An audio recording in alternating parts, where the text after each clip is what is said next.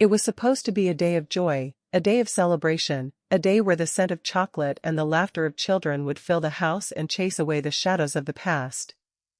The morning sun had streamed through the kitchen windows, casting a warm golden glow on the countertops as my grandchildren, with their tiny hands and eager faces, helped me measure flour and crack eggs. For them, it was a game, a messy, delightful adventure. For me, it was a pilgrimage back in time, a way to honor a love that had been the bedrock of my entire existence. I could almost see him there, my Edward, standing by the stove with a smudge of flour on his cheek and that patient, knowing smile on his face. I could hear his voice, a soft rumble in my ear, telling me to add just a pinch more salt, to not overmix the batter, to always make it with love. That cake was more than just a dessert. It was a legacy. It was the very same recipe he had used for every one of our son Michael's birthdays for as long as I could remember. It was the taste of his childhood. A tangible link to a father he'd lost too soon. I saw the recognition in his eyes when he walked into the kitchen. A flicker of something deep and bittersweet crossing his face. It was a secret we shared. A silent conversation between mother and son. A way of saying he's still here with us. The kids had been absolute angels. Little Sarah had insisted on cracking the eggs herself. And though a bit of shell ended up in the bowl, we fished it out with a laugh. Young Tom, my grandson, had meticulously measured the cocoa powder, his brow furrowed in concentration as if he were performing brain surgery. The kitchen was a beautiful disaster of spilled sugar and smeared chocolate, but the air was thick with the kind of joy that felt almost sacred. For those few hours, my grief felt a little lighter, my heart a little fuller. The cake emerged from the oven perfectly. It was dark, rich, and the smell was intoxicating. As it cooled on the rack, the kids helped me whip up the buttercream frosting, their eyes wide with anticipation. The final result was a thing of beauty, or at least it was to my eyes. It was imperfect, homemade, and absolutely perfect. I had even written "Happy Birthday, Dad" in wobbly icing with a little help from Sarah's steady hand. It was a masterpiece born from love, laughter, and a little bit of chaos. As the time for the party drew near, the house began to fill with the rest of the family. My daughter-in-law, Patricia, arrived with her mother, a woman named Gloria, who had always looked at me with a strange, judgmental air. I had never quite understood it. I was always polite, always welcoming, but there was a frost in her gaze that I could never seem to melt. Patricia, too, had become more distant over the years. I chalked it up to her busy life as a working mother, but a part of me always suspected she saw me as some sort of burden, a reminder of a past she couldn't quite relate to. We gathered in the living room, the air buzzing with chatter and the excited shrieks of children. The birthday cake sat in the center of the dining table, the centerpiece of the celebration. My heart swelled as I looked at my family. Michael, my son, so successful, so strong, yet with a softness in his eyes that he'd gotten from his father. His wife, Patricia, and her mother, Gloria, were seated close together, whispering in a way that felt separate from the rest of the group. Michael gave me a warm smile and a thumbs up from across the room. He knew what that cake meant. He knew the hours of work and love that had gone into it. He knew it was a piece of his father presented to him on his special day. Someone dimmed the lights and the familiar chorus began. "Happy birthday to you." Everyone in the room joined in, their voices a sweet, harmonious blend. I saw Sarah and Tom clapping their hands in excitement, their eyes fixed on the flickering candles. I watched Michael's face, illuminated by the warm glow. This was it. This was the moment I had been looking forward to for weeks. Then everything shattered. Before the final notes of the song could even fade, Patricia lunged forward. With a swift, violent motion, she grabbed the cake. My cake. Our cake. The cake that represented a lifetime of love. And with a sickening thud, she dumped it straight into the kitchen trash can. The beautiful dark frosting was now splattered against the side of the garbage bin, a crushed and desecrated monument to my efforts. The room fell into a stunned, deafening silence. The children's faces fell from happy anticipation to utter confusion. My own heart seemed to stop beating, a cold dread seeping into my veins. I stared at the ruined cake, my mind refusing to process the scene unfolding before me. Then Patricia turned to me, her face twisted with fury, her voice sharp and accusatory, cutting through the silence like a shard of glass. My mother only eats vanilla. She has a chocolate allergy. How dare you bake this? And this cake looks like garbage. What kind of a useless, senile old woman are you? Trying to poison my mother on my husband's birthday. The words were a physical assault. I stood there utterly stunned, my mouth agape. All the joy, all the love, all the memories that had been carefully baked into that cake were now lying in the trash, and I was being publicly shamed for it. I looked over at Gloria, who was smirking, a look of smug satisfaction on her face. She wasn't having an allergic reaction. She wasn't clutching her throat. She was simply enjoying the spectacle of my humiliation. The silence that followed her outburst was thick, heavy, and suffocating.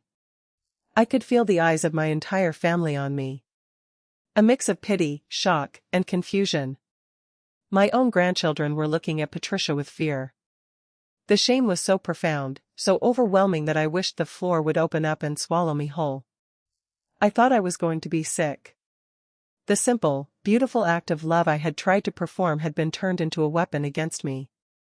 And then a voice broke the silence. It was low, calm, and laced with a quiet steel I had rarely heard from my son.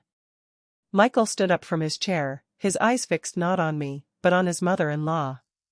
He wasn't looking at Patricia, who had just committed the act of cruelty. He looked directly at Gloria, the source of the chaos. I respect you, Michael began, his tone polite, but leaving no room for argument. But it's time for you to take your daughter and leave my house. A collective gasp went through the room. Patricia's face, which had been flushed with rage, now went pale. She looked at her husband, her eyes wide with disbelief. What did you say to my mother? She shrieked, her voice rising to a fever pitch. Michael didn't flinch. He didn't look at her. He kept his eyes on Gloria. You heard me, he stated calmly. It's time for you both to go now. Patricia exploded with a fury that was terrifying to witness. She started screaming, her voice a torrent of incoherent insults and threats. The calm, composed woman I knew was gone, replaced by a monster of pure, unadulterated rage. In a fit of complete madness, she turned her fury on me. She rushed towards me, her hands outstretched, her face a mask of hatred. I was frozen in place, unable to move, unable to defend myself. I saw the fury in her eyes, and for a terrifying moment, I thought she was going to physically attack me. But before she could touch me, Michael was there. He moved with a swiftness and grace that I didn't know he possessed. He stepped in front of me, using his body as a shield, and stopped his wife's advance. He didn't raise his voice. He didn't shove her back. He simply stood there, a human wall between me and her rage. He looked down at her, his eyes holding her gaze, and said the words that would haunt her. You will never disrespect my mother again. The finality, the absolute iron will in his voice was undeniable. He wasn't arguing with her. He wasn't negotiating. He was simply stating an unbreakable law. The authority in his voice seemed to suck the air out of the room. Patricia sputtered, her rage turning to shock. She looked from her husband's resolute face to me, then back to her mother, who was now standing, her face a mask of cold fury. For a moment, nobody moved. It was a standoff, a battle of wills. Michael walked over to the coat rack and picked up his mother-in-law's purse and his wife's coat. He held them out to them without a word. It was a silent, powerful command. The message was clear. Your time here is done. A tense moment passed. The silence was broken only by Patricia's ragged breathing. Then, with a venomous look that could curdle milk, Gloria snatched her purse from her son-in-law's hand. She grabbed her daughter by the arm, pulling her violently toward the door. Come on, Patricia, she hissed loud enough for everyone to hear. We're not wanted here. We'll see how long this little fantasy lasts. Patricia shot one last look of pure, unadulterated hatred at Michael, a look that seemed to promise retribution. Then she allowed herself to be dragged out the door by her mother, who slammed it shut with a deafening bang. The resounding slam of the door seemed to echo in the silent aftermath. The shock of the scene was so profound that for a long moment, the entire family remained frozen, a tableau of disbelief. The children stared at the door, their faces pale, their young minds unable to process the violence of the adult world that had just intruded upon their celebration. My own heart hammered against my ribs, a frantic drumbeat that seemed to fill the silent room. I was trembling, a fine tremor that I couldn't control, the adrenaline of the confrontation coursing through my elderly body. Michael stood with his back to me, his shoulders squared, staring at the door. I could see the tension in his frame, the quiet fury he was holding inside. Finally, he let out a long, slow breath, and turned around. His eyes met mine, and in them I saw not just anger, but a profound sadness and a fierce, unwavering protectiveness. He walked over to the trash can. The beautiful cake, the symbol of my love and his childhood, lay there, a ruined mess of chocolate and frosting. Without a word, he knelt down, picked up the garbage can, and walked over to the sink. I felt a fresh wave of shame wash over me. I couldn't even bear to look at the mess. The rest of the family began to stir. My brother, who had been sitting in stunned silence, came over and put a hand on my shoulder. "You okay, Margaret?" he asked softly. I could only manage a weak nod, unable to find the words to express the torrent of emotion swirling inside me. Embarrassment, anger, a deep, crushing sorrow. I had tried to do something beautiful for my son and it had been turned into a public humiliation. Then I heard a soft whisper. It was little Sarah. She was tugging on her grandmother's sleeve, her eyes wide. "Grandma, look," she said, pointing at the sink. We all turned. Michael was rinsing the cake from the trash can, his hands carefully scooping the ruined dessert from the debris. I felt a lump form in my throat. What was he doing? Why was he salvaging this broken, soiled thing? He scraped the clean part of the cake, the sections that hadn't touched the bottom of the trash can, into a clean bowl. He didn't look at anyone. He simply worked, his movements methodical and precise. He scraped off the dirty frosting, salvaging the top layer of the cake. He walked over to the counter and cut himself a generous slice. Then he walked over to the table, directly to where his mother-in-law and wife had been sitting. He stood there holding the plate.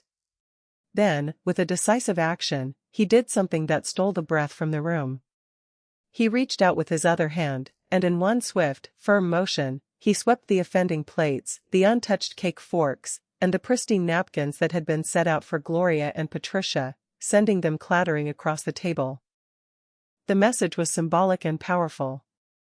The places they had occupied were being erased from this celebration. He placed the plate of salvaged cake, the one piece of our cake that had been saved, directly on the table in the spot where Patricia had been sitting. He looked at the rest of us. "It's still good," he said, his voice low but clear. "The middle is perfectly clean. It's still Dad's cake." He picked up the fork, took a big bite of the cake, and closed his eyes. When he opened them, they were shining. "It's perfect, Mom," he said, his voice catching just a little. "It tastes just like his." The tension in the room broke. Sarah, with the innocence of a child, grabbed a fork and asked, "Can I have some, Daddy?" Michael smiled, cut her a piece, and then gave some to Tom. I watched my grandchildren, my son, and the rest of my family sharing this piece of salvaged love. The shame I had felt began to recede, replaced by a different kind of emotion. It was a mixture of pride in my son and a deep, aching grief that had been momentarily soothed. It was a small, humble rebellion, but it was ours. The day was not lost. My son had refused to let it be taken from him. He had taken the rotten, ugly moment and salvaged the good from it. He had saved the cake. He had saved my dignity. He had stood up for what was right, for what was sacred, for the memory of his father, and for me. The party went on. It was subdued, of course, the shadow of the incident still lingering. but the laughter came back. Sarah and Tom forgot their fear and began to play with their toys. My brother cracked a joke and a few people laughed. We forced ourselves to enjoy the day, to reclaim it from the bitter taste of Patricia's rage. We sang Happy Birthday again, a softer, more subdued version, without the chocolate cake. I had made a simple vanilla sheet cake just in case anyone didn't like chocolate. I brought it out from the kitchen and we sang to a tired but relieved Michael. He looked at me and smiled, a real, genuine smile that reached his eyes. "Thank you, Mom," he said, squeezing my shoulder, "for everything." The rest of the evening was a quiet affair. I spent most of the time playing with the kids, their innocent joy a balm to my frayed nerves. But my mind was elsewhere, kept replaying the scene. The shock, the anger, the sound of the cake hitting the trash can. Patricia's face twisted in rage. Her accusations ringing in my ears. And then my son's voice, calm, resolute, and utterly devastating to his wife and her mother. As I drove home that night, a wave of exhaustion washed over me. The adrenaline that had sustained me through the evening finally gave way, and I felt the full weight of what had happened. My house, which usually felt warm and full of memories, felt cold and empty. I couldn't stop thinking about the look on Patricia's face. I had never seen her like that. It was as if a mask had slipped, revealing a monster hidden beneath the surface of a polite wife and mother. I thought about my son. I had always known he was a good man. But seeing him stand up for me in that way had filled me with a pride I couldn't even articulate. He had chosen me, his mother, over his own wife. In a moment of crisis, he had made his loyalty clear. He had protected me, defended my honor, and upheld the memory of his father. It was a gift I would carry with me for the rest of my life. The next day, I woke up feeling hollow. The house was quiet, too quiet. I made myself a cup of coffee, the familiar routine feeling strangely hollow. I sat at the kitchen table, staring at the spot where my husband used to sit, and felt a profound loneliness. The image of the ruined cake, the slamming door, and Patricia's hateful face kept playing on a loop in my mind. It was a mental poison, a toxin that was slowly sapping my strength. I knew I had to call Michael. I needed to hear his voice to make sure he was okay. I dialed his number, my fingers trembling slightly. He answered on the second ring. "Hey, Mom." "Hey, son," I said, my voice catching a little. "I just wanted to check on you. How are you doing?" There was a long pause. "I'm okay," he said, his voice hollow. "Patricia and Tom went to visit her mother." The news hit me like a punch to the gut. They had left. The house was quiet. He was alone. "Are you sure you're okay, son?" I pressed. "You don't sound okay." "I'm just processing," he said with a heavy sigh. "Mom, I'm sorry about what happened. I should have done something sooner. I should have seen what Patricia was becoming. I didn't want to believe it." "Son, you have nothing to apologize for," I said firmly. "You were a hero yesterday. I've never been more proud of you." "Hero," he scoffed. "I just stood up for my mother. It was the only thing to do. It should have been the most natural thing in the world. Instead, it started a war. I don't know if I'm a hero, Mom. I just know I couldn't let it stand." "It was the right thing to do, Michael," I assured him. "And I'm so sorry this happened. This was supposed to be a happy day. I just wanted to make you feel close to your father." "And you did," he said, his voice breaking just a little. "I felt him in every bite of that cake. You made him feel alive, Mom." "Thank you." We talked for a while longer, but I could tell he was exhausted and emotionally drained. He needed time. We ended the call, and I felt a new weight settle on my shoulders. I had thought the drama was over, but it was just beginning. The storm had not passed. It was only gathering strength. Days passed. The silence was the worst part. Michael didn't call, and I didn't want to intrude. I knew he was dealing with the fallout of his decision. I could only imagine the war that was being waged in his house. Patricia was a proud, stubborn woman, and I doubted she was taking her banishment lying down. I imagined the arguments, the tears, the recriminations. It was a terrible thought, knowing my son was suffering because he had defended me. I was sitting on my back porch one afternoon, trying to get lost in a book, when I heard a familiar voice calling from the front of the house. "Mrs. Harrison, are you home?" I put my book down and walked to the front door. To my utter surprise, I found my daughter-in-law, Patricia, standing on my doorstep. She was alone. She looked different. She was dressed in simple jeans and a t-shirt, her hair pulled back in a messy ponytail. She wasn't wearing any makeup, and her eyes were puffy and red-rimmed, as if she'd been crying. "Patricia," I stammered, completely taken aback. "What are you doing here? Is Michael okay? Are the kids okay?" "Michael and the kids are fine, Mrs. Harrison," she said, her voice small and contrite. It was a stark contrast to the screaming banshee I'd encountered days ago. "Can I come in, please? I need to speak with you." I hesitated for a moment, the memory of her face twisted in rage still fresh in my mind. But I was a mother. I was a woman who believed in redemption. I opened the door wider and stepped aside. "Of course, come in." She walked into the living room and stood awkwardly in the middle of the floor, looking around as if she were seeing the place for the first time. She seemed lost, fragile. "Please sit down," I said, gesturing to the sofa. "Can I get you something to drink? A glass of water? Some tea?" She shook her head, her bottom lip trembling. "No, thank you, Mrs. Harrison. I don't deserve your hospitality." I sat down in my armchair opposite her. I watched her, waiting. The silence stretched between us, thick and uncomfortable. She took a deep, shaky breath, and then she met my eyes.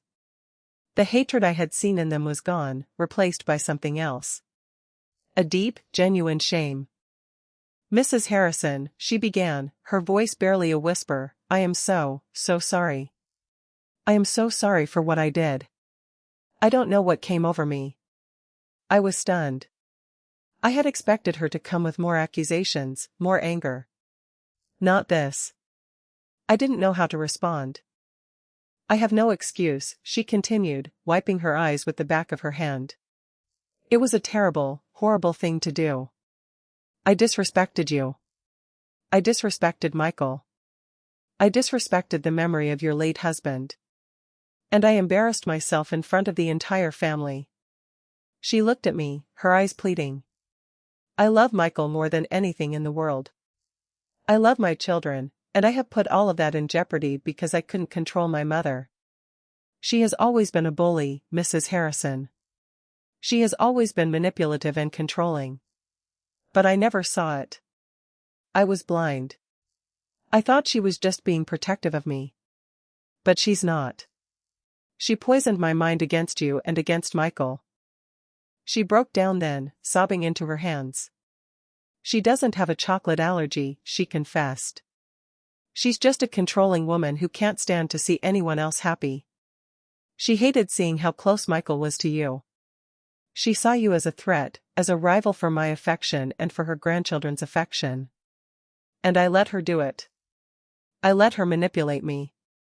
And I became a monster." I listened to her, my own anger slowly dissipating. It was hard to hold a grudge against someone who was sobbing and broken, who was admitting their faults so completely. "Patricia," I said softly, "it's okay. I'm not angry anymore." "How can you not be?" she asked, her voice raw. "I threw your cake in the trash. I called your beautiful cake garbage. I called you a useless, senile old woman. I almost attacked you." "People make mistakes," I said. "The important thing is that you're here now. You're admitting it. You're trying to make it right." "I'm not just trying to make it right," she said, her voice firming. "I'm here to tell you the truth. The whole truth. There's more, Mrs. Harrison." I braced myself. "What is it?" She took a deep breath, as if steadying herself for a confession. My mother, she's a vile woman. She's been trying to get Michael to sell this house. She says it's a money pit and that you're a drain on our finances. She's been whispering poison in my ear for years, telling me you were just living off us, that you didn't contribute anything. The statement hit me like a cold slap in the face. She wanted Michael to sell my house. My mother doesn't want to be around you, she admitted, her voice bitter with self-loathing. She thinks it's a sign of something, that I married a man who is still so close to his family.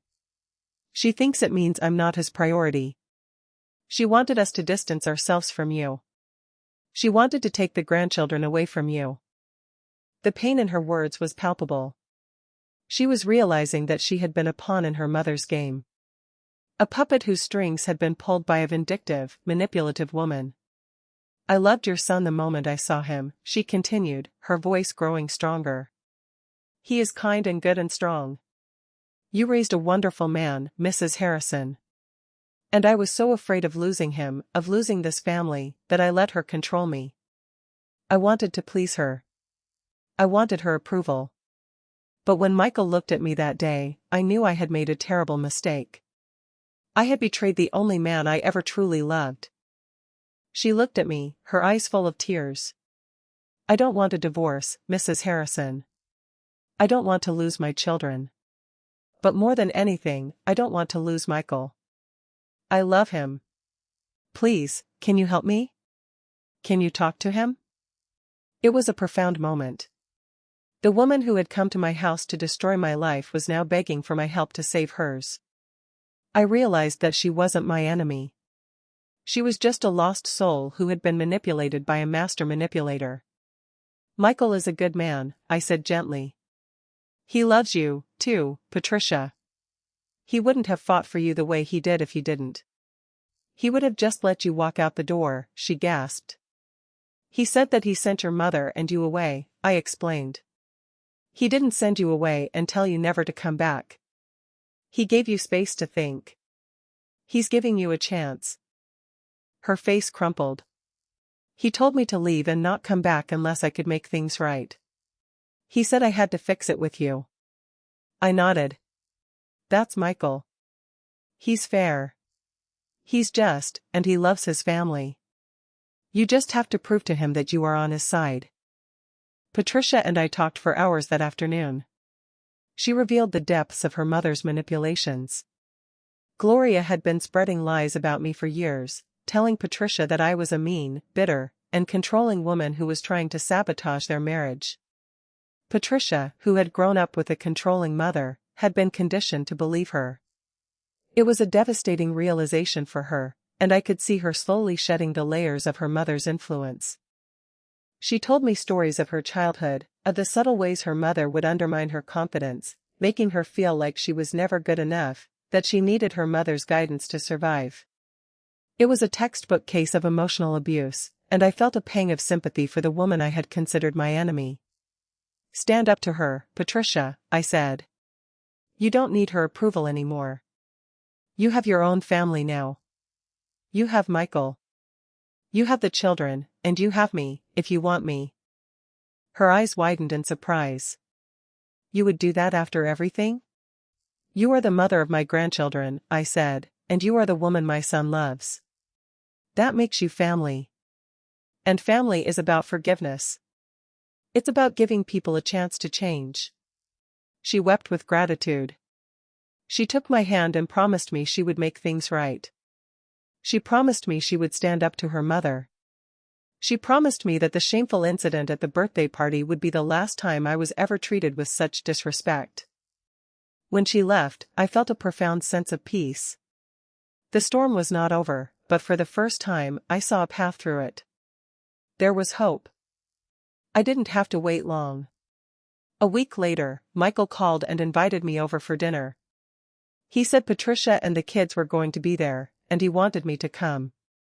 I knew what this meant. It was a test, a reconciliation. When I walked into my son's house, the atmosphere was different. It wasn't tense. It was warm. Patricia greeted me with a hug and a genuine smile. The kids came running, eager to tell me about their week. We sat down to dinner. It was a simple meal, but it was perfect. During the meal, Michael looked at me, then at his wife, and his eyes sparkled. He took my hand under the table and gave it a squeeze. "Mom," he began, "Patricia and I have been talking a lot. We've had some difficult conversations. She told me everything." I nodded, my heart full. "And I have some news," he said. "We're going to sell the house and move closer to you." I nearly choked on my food. "What?" "That's not necessary, son." "It is," Patricia interjected, her voice firm. "It's my idea. We want to be closer to you. We want the children to grow up near their grandmother. This is the best thing for our family. My mother can either accept it or stay in her own world. I'm done letting her control my life." I looked at my son and I saw a man who was happy. A man who was at peace. He had worked through his marital crisis. He had held his ground and gotten the result he wanted. "You're sure?" I asked, my voice thick with emotion. "We're sure, Mom," Michael said, squeezing my hand again. "We need to be a family. Our family. The one we built together." The dinner was a beautiful affair. We laughed, we talked, we made plans for the future. The ghost of the birthday party was finally laid to rest, replaced by the promise of a new beginning. As I drove home that night, I wasn't thinking about the woman who had been humiliated, but about the woman who had been loved. My son had chosen me. My daughter-in-law had chosen me. My grandchildren had chosen me. And I had forgiven them, and they had forgiven me. I pulled into my driveway, the lonely house that suddenly felt like a home again. I had made the trip 1,000 times. But this one was different. I was lighter. I was happier. As I unlocked the front door and stepped inside, I noticed a faint, familiar scent. It was chocolate. I walked to the kitchen. There on the counter was a fresh chocolate cake, covered in a beautiful buttercream frosting. There was a small note beside it. "For my amazing mother-in-law. I'm learning. Love, Patricia." I stood in my kitchen, the silence of the house surrounding me. But for the first time in a long time, it felt peaceful. It wasn't the kind of peace that comes from the absence of noise. It was a deeper peace, the kind that comes from knowing you are loved and that the people you love are safe. I looked at the cake, a beautiful, hopeful new beginning, and my heart felt so full it ached. I took a deep breath and let the sweet, familiar scent of chocolate fill my lungs. For the first time in a very long time, I felt whole.